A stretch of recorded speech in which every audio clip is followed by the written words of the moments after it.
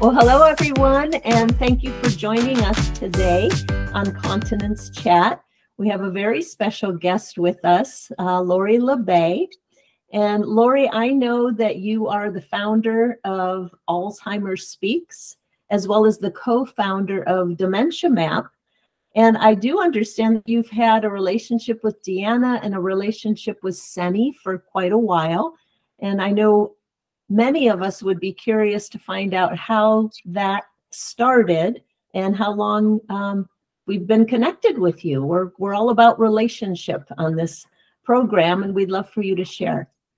Well, you know, we always talk about relationship-based care, but it's relationship-based business as well. And about 5 years ago, Deanna reached out to me through LinkedIn, and then we connected by phone. And, you know, it's been a love relationship since, because I love Deanna. I love all of you at Seni. I just think what you're doing in your approach to making incontinence a comfortable conversation and giving, you know, products and services, getting them in the right hands has just been so critical. So I just, like I said, I adore you, and I'm so glad that she reached out and we connected. And I'll just jump in, Lori, to say I'm so happy that you picked up the phone.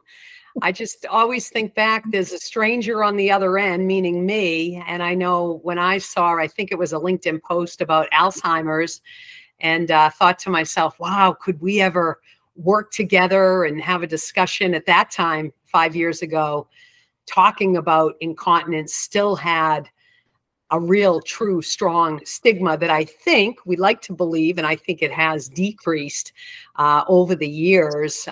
Lots of that's due to our education, but your education and many other senior living industry related professionals that continue to educate. It's, you know, doctors, clinicians, everybody. It takes a village, but I think that stigma has decreased, fortunately, and it's becoming more of a comfortable conversation. But if you didn't pick up the phone back then, I don't think we would be here today. And I think between then and now, there are so many positive things that have evolved.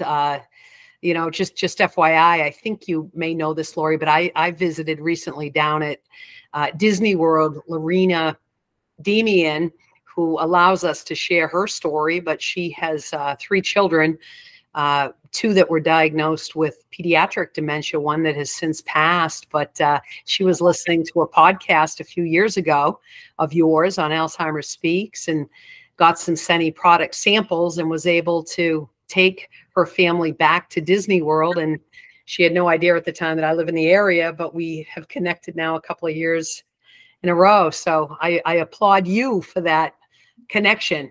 Without Alzheimer Speaks, that doesn't happen. So kudos. Well, that's always been one of my goals, is to connect people to services, products, and tools. And her story is just, you know, miraculous. Of, gosh, you know, the incontinence got so bad with her daughter that they didn't think they'd be able to go to Disney anymore. And with your product, she was like, oh my gosh, she woke up dry. She was smiling. You know, usually we start out the day, you know, changing the linens, throwing her in the shower, cleaning up the floor. And those are things that people don't talk about, and the wear and tear and the exhaustion on both parties. You know, the person who's incontinence and the person that's caring for them is so critically important. So to be able to start somebody's day off fresh and new, I mean, you gave both of them back dignity and a life that they thought had passed.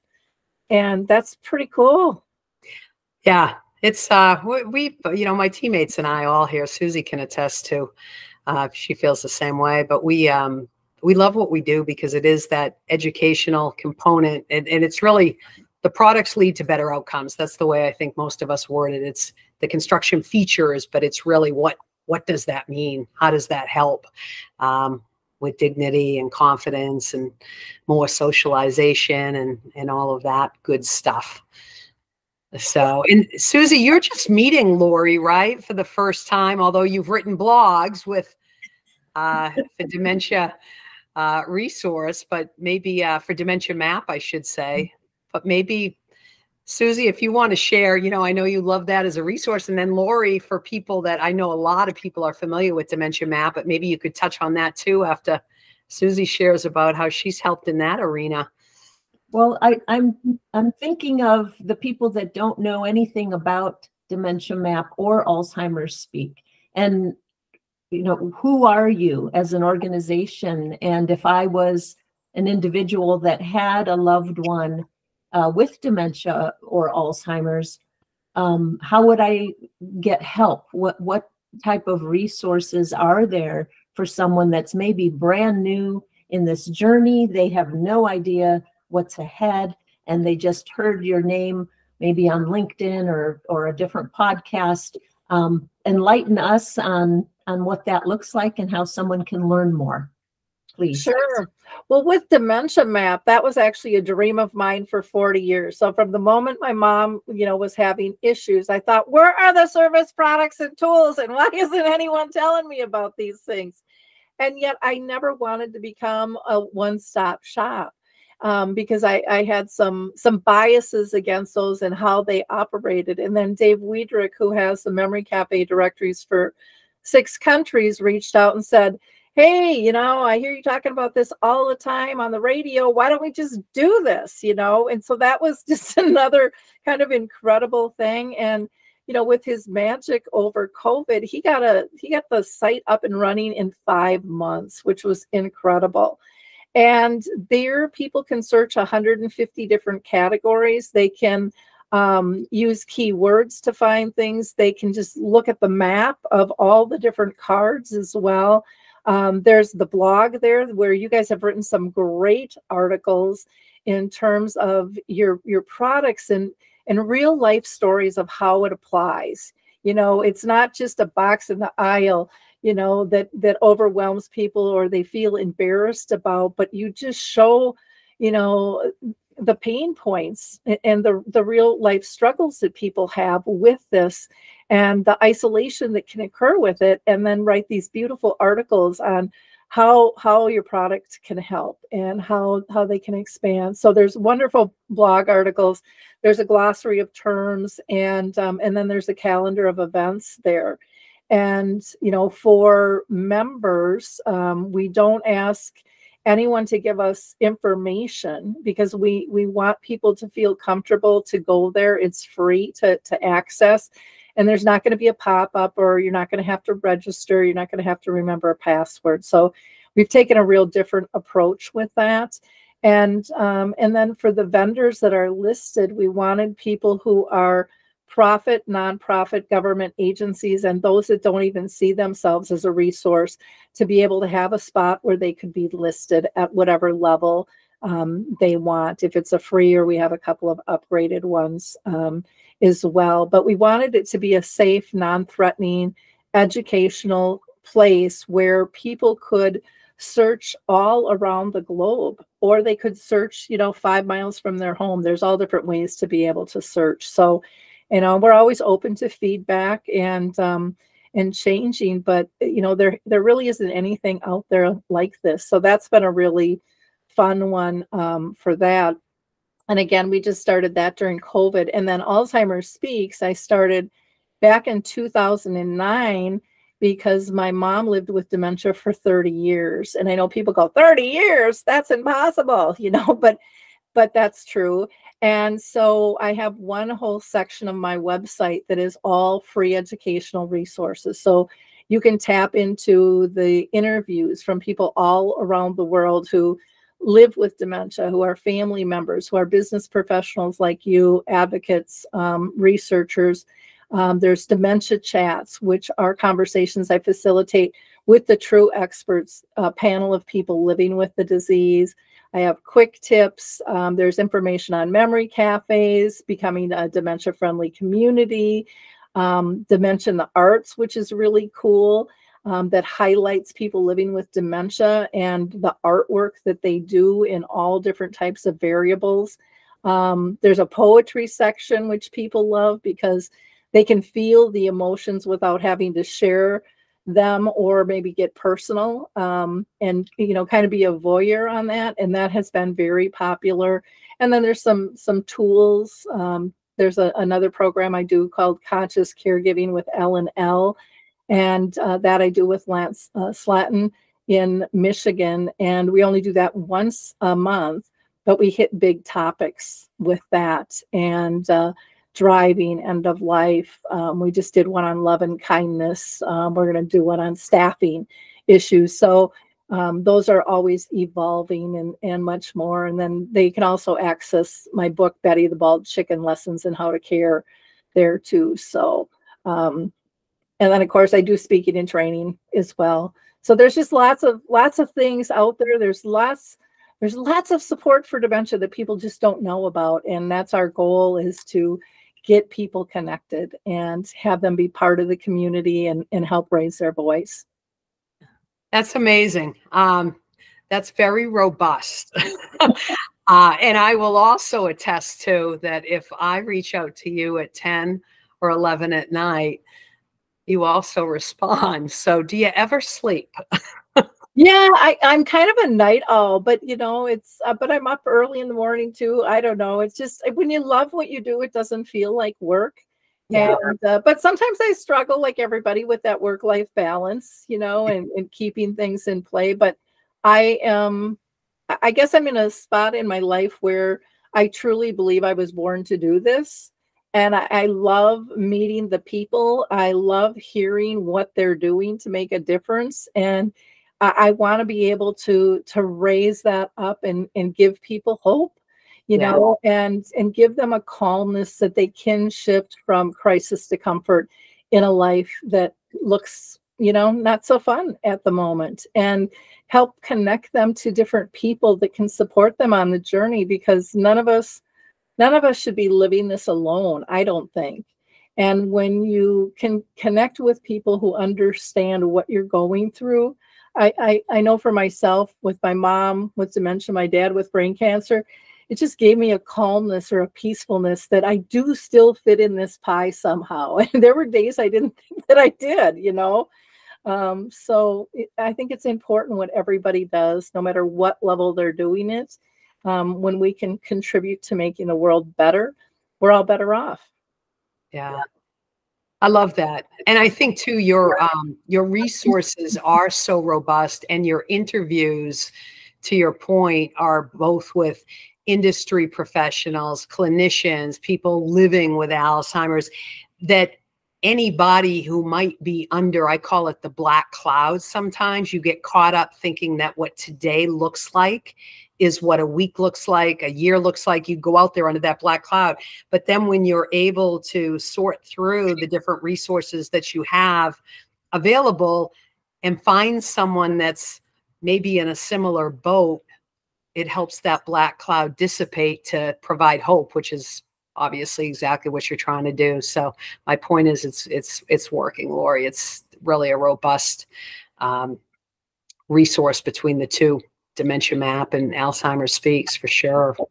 Well, I think one of the things too that I parallel with you guys is you have this passion, and you're out there selling, but it doesn't feel like anyone's being sold, because you are talking about emotional comfort, giving people that emotional comfort to live their best life.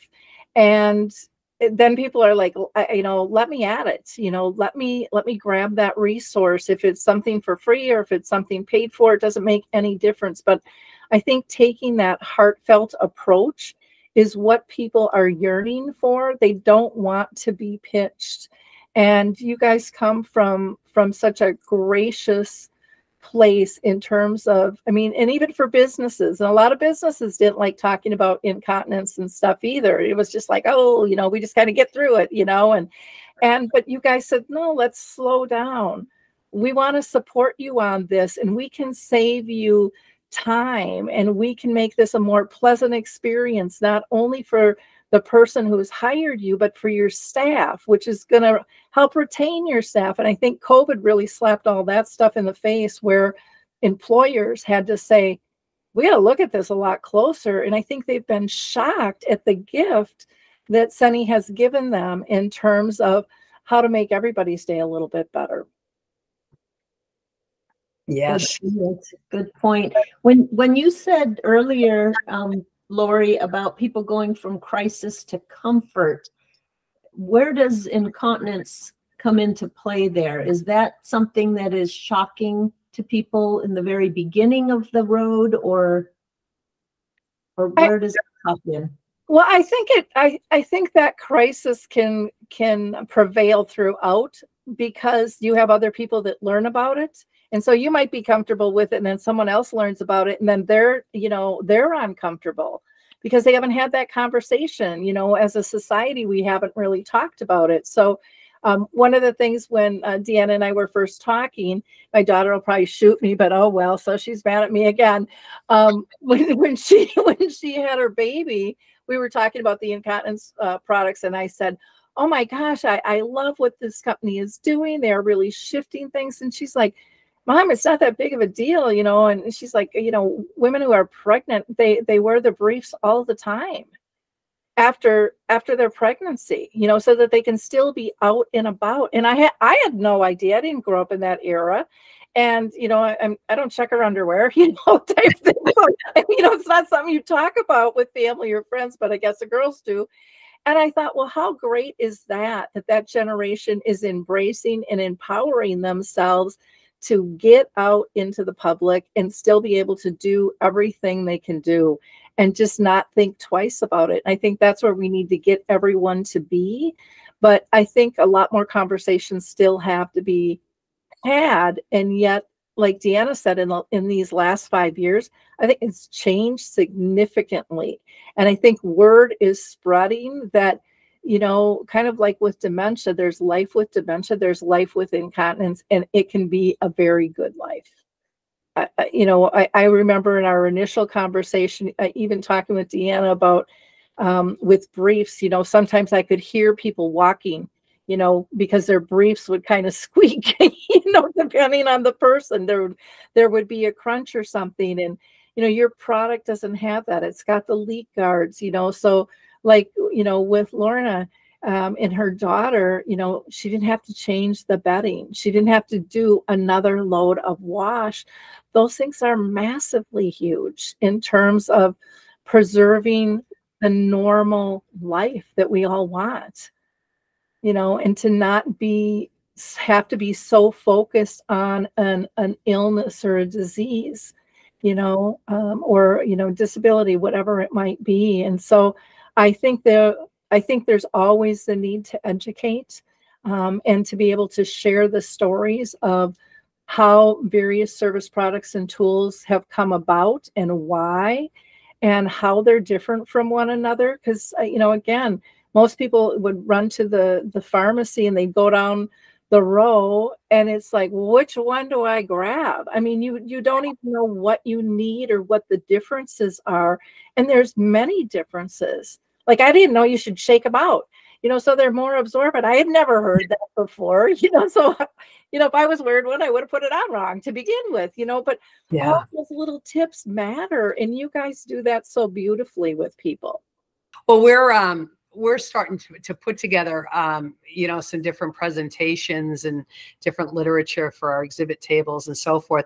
And you bring up a good point where I think that's also changing in the industry, where people are becoming more aware that brand to brand and brief to brief and adult underwear to adult underwear can be very different. And it is those little things at the beginning that if people take the time to look at hips and waist measurements and look for the features, full breathability, the inner leak guards that you mentioned, and a few other things, if you spend the time on the front end, we don't have to fix a lot of the ugly, I call it, on the back end, the skin breakdowns. If you use a breathable product, you shouldn't have to fix in 2024 skin breakdown. So we're starting to have the opportunity to educate a lot more people, which is always critical. And that's the other thing where we think anyway, right, Suzi? We hope that we're shifting that mindset of not just a disposable commodity, but really a critical continuum to the component of care for people that are living with incontinence, and then you add in living with dementia and incontinence, you start to add things in there. But if you're using a product that's good, that life can be a good one. Oh, definitely. I had, I don't know if you know Trin Rose Seeley, but she was on the show, and we were talking about how do we get communities to care better. And one of the examples she gave was getting somebody changed and ready to go down to the dining room. And her verbiage was so upbeat because it didn't focus on incontinence and that we've got, you know, we have to change you out. It all had to do with the next step. Let's get you down to the dining room with friends. And it wasn't this doom and gloom drudgery that nobody likes it. It was all uplifting to get them to live their lives well and be connected and be engaged. And I thought that was just a beautiful way that she did that in terms of focusing. And I think that's part of what you guys are bringing to the table, is you're getting people back to that next part of life when so many people have shut down because they don't know their options and they don't even know what to compare. You know, you just don't. And you think one is like another, and you see them on TV and you walk down the aisle and you kind of get that glazed look and go, okay, I'll go for that one, you know. But to be able to see the information that you guys have on the website and to be able to, you know, connect with someone and talk with someone through this and hear these stories, I think it helps people. And it's awful to say, but I think a lot of people are embarrassed of this, you know, and it's not something they signed up for. It's not something that they chose. There shouldn't be embarrassment. It's kind of like dementia. People shouldn't feel less than because of, you know, of this health issue that they have. And it's our job to lift them up, pull them back into the crowd and say, this is where you belong. Yeah. With us. Yeah. Well, it's all about making that uncomfortable conversation comfortable, like what you're doing through, you know, the audience you have with Alzheimer's and dementia, because people do feel isolated. If they're the person struggling with Alzheimer's, they don't want people to know. They're probably doing what they can to try and hide it, that, hey, I messed up. Hey, I forgot to show up at this lunch, or I got lost on my way home. I've been driving to the same house for 20 years and maybe I shouldn't be driving anymore. And it can be scary and like I said, isolating. So knowing that there's organizations out there like your organizations, I think just getting the word out so people can see, hey, there's a place for me to go. There's other people going through this. I'm not all alone. That can bring a lot of comfort right there. Oh, it's a huge, huge difference. The other thing I was going to say because a lot of people with dementia eventually have some incontinence. Sometimes it's not just the person with dementia that might want to self-isolate because they don't want others to know, but it could be their care partner that's scared. What if something happens when we go out? And again, that's another nice thing that I like with you guys, because you have different levels of absorbency. You know, it's like, how long are you going to be out for? And, you know, what's going to be controlled? And how do you do that? So that lifts their anxiety as a care partner off, which then, you know, can alleviate that in the person with dementia. Because when they see their care partner nervous or uncomfortable or agitated, you know, because there was an accident, you know, then they kind of shrink themselves and feel less than. And so there is this huge ripple effect, so many different ways. And as we all work together, realizing that everyone's a little bit different, but we are so much the same. And we want to be part of a tribe, and we want to feel purposeful, and we want to belong. And how do we do that? You know, how do we do that graciously and you know, give life to one another so that people feel like they still belong and that they're not less than? It's a pretty cool thing that we can all give one another if we just step into it and realize how important that is. I just say it's super important. And you made mention earlier of memory cafes. I'm curious to know what that is. So The memory cafes are a really cool concept from overseas, and they are, I hate to call them a support group because they're really a gathering of friends, and support groups kind of have their stigma to them, but they're for the person with dementia and the care partners to go to this group together. So they are in now a peer interaction, you know, because a lot of times family and friends step away. And that gets really lonely because nobody really understands the disease or what they're going through. And now everyone's in a similar situation. And so the disease pulls people together, but it is not the primary, you know, focus of conversation. They talk about all of life. You know, the cat went to the vet and someone had a flat tire, and they went to their granddaughter's recital and their grandson's football game. And you know, people came over for a birthday or whatever, and then dementia might step in, you know, but they get to know each of all of each other. And it's just a beautiful thing. It's kind of like I say it's kind of like a bridge club or a bowling league. You don't show up for the equipment, you show up for the camaraderie, and they get that back. And so, you know, it's a real lifeline for many of them. Your last two statements here, I just keep thinking of that saying, you know, it was the saying, it's a good day to have a great day, or it's a great day to have a good day, or a great day to have a great day. But that's what I keep thinking when I just thinking of everybody together plugging in to give people a good day. I think at the end of the day, you're right. We're more like each other than unlike each other. And everybody's just looking to live life a day at a time happily, you know, and healthy. Well, and when you help someone else, I mean, again, that ripple effect, you get a lot out of that yourself, you know, and it's not this, you know, how good am I? I mean, it's not about that.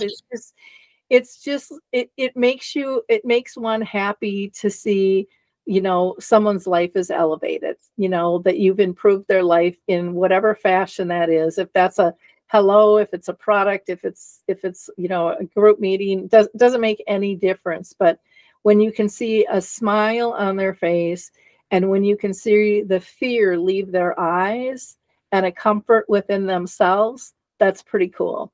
And it's a ripple effect, and it's noticeable in everyone. If we slow down and use and really tap into our multi-sensory communication keys, which so many times I think people in this fast-paced world bypass because they just want to use their words, but we communicate through our eyes and our movement and our tone of voice and our roll of the eyes or our twinkle in the eyes, whatever it might be. And we need, I think we need more of that, and not just looking at the negatives in life, but what are the things we should be grateful for, you know? And how cool is it to, like, for you guys to have a product that is life-giving, that allows people to engage and feel better about themselves? I mean, what product, you know, sales point can be better than that? I mean, I don't think you can get better than that. Yeah. Yeah. We just hung up this morning from a call. We have our teammates. We get together every other week to just share industry best practices. And Suzi was just calling me ahead of this call, sharing how exciting it is, even for our own teammates, to be sharing stories. Just it's rippling. When you talk about rippling, it's growing. The awareness is growing, but they're in different communities. They're in different hospice companies, home care. What else do we hear, Suzi, on the call today? Medical supply, but it was one story, but you see it in their eyes too, that they're helping people. And we have some new team members, and it's fun to watch the excitement. And who would have thought, right? Who would have thought an incontinence product would bring joy that ripples out? And to your point, it's not really the products, it's the outcome. It's the outcome. But yeah, I think they look at themselves not as account executives necessarily, not even as sales people. They look at themselves as educators, and they're going in to meet, to make a friend, to share information, and to give them resources. And, you know, lead them down a path should they have questions. Maybe they want training. Maybe they just need to be pointed in the right direction. And I think that makes a big difference. You know, nobody likes going into the used car lot and you feel like, oh, you know, that's the sharks are coming. But it's a whole different approach. When you care about people, you care about their outcome, you want them to be comfortable, and education is the key, I think. You know, like Deanna, this whole gathering, the three of us today, it's all about relationships, resources, and the ripple effects. Yeah, and I would add in there the authenticity piece of it all. You know, that you find people really care, they really believe in their products, services, and tools, and that it's not just looking for a paycheck, you know, because, you know, you're engaging with people, you're actually listening to their story, allowing them space to tell their story and giving them a comfortable space to do that. And I know when we've done, you know, our series of radio shows over the time, I love doing them every single time because I learn so much, and you can just hear it in people's voices, you know, even the professionals, you know, of how this has changed how they do business, how this has changed staff's attitudes, how this has improved their clients' lives. I mean, there's just the number of things that people never associated with an incontinence product are shocking when they sit down and start having a conversation about it, on how many touch points it affects. And I think that education that you do is just so eye-opening. And then once you know it, I mean, you can't deny that it's there. So you see it every single time, you hear it every single time, and you're just like, oh yes, this is cool. You know? Yeah, so true. So true. Well, Lori, what's next for you? What's happening in Lori LeBay's life in the next couple of months? Oh, just plugging away. You know, I'm just thinking of what's going to be the next thing, you know, so my eyes are always out looking for the next collaboration, and I don't necessarily know what that's going to be. My plate is pretty full right now. I'd love to maybe do a little bit more speaking again, because I've kind of buried my head in building content, but who knows? You know, it's time to partner with more people, though, and so that we can elevate more resources for people. And I think that's the only way we do that. We don't do that alone. I don't think we do it well through the Google play for pay game. I don't think that does society I don't think it meets society's needs the best. You know, I really think it's when we partner and when we understand how other people serve and how we can easily share that information. I mean, it costs us nothing to share what we learn in a conversation or a blog post or whatever it is. And it's simple. And to be able to have those trusted sources that do that, to align with businesses that, you know, I mean, that you align with, that you believe in, because when that happens, you can hear it in a voice. You can hear it in an email. I mean, those passions can't be patted down, and it just makes you feel more comfortable when you, anyways, it does me when I feel like I have a team that is helping me through whatever situation it is. Yeah. And it's way more fun. Yeah. Right? One man show is not fun. Exactly. Collaborative, way more fun. Yeah. Well, thank you very much for being, you just know how we feel about you. We adore you and everything that you're doing. And thank you for everything that you're doing. And I know we've got some things our organizations are going to be doing in the next few months together. So I know it's going to be fun. It always is. And we're here if you need anything. Oh, absolutely. I talk about you guys all the time. I just, like I said, I adore your products, and I even more so adore your approach, and your willingness to connect and get to the bottom of whatever the issue is with somebody, and say, we're here to help you. We're going to support you, you know, through this. And you know, your products are making such a huge difference, and they are so different from so many out there. And I guess I can't say that enough from what I've been able to compare and learn. You guys are a knowledge and relationship-based company that happens to have a product that can help, you know, but it seems like that the relationship and truly understanding people's needs is absolutely incredible. And not everybody does that when they have a product. They sell and they have a certain script that they follow.